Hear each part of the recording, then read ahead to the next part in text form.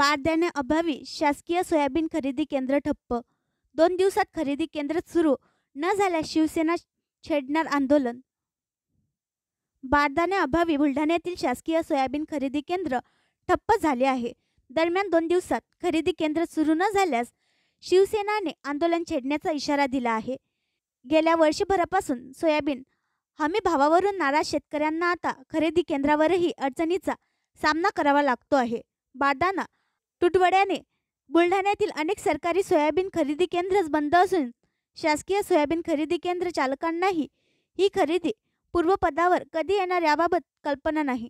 सरकारी सोयाबीन हमीभाव खरेदी केंद्र गेल्या 12 दिवसांपासून बंद असून बुलढाणा जिल्ह्यातील अनेक खरेदी केंद्रावर शुकशुकाट पाहायला मिळत आहे. त्यामुळे आज शिवसेनेच्या शिष्टमंडळाने जिल्हाधिकाऱ्यांची भेट घेत 2 दिवसात खरेदी केंद्र सुरू करावे अन्यथा शिवसेना आंदोलन छेडणार असल्याचे उभाटा गटाचे जिल्हाप्रमुख जालिंदर बुधवत यांनी सांगितले.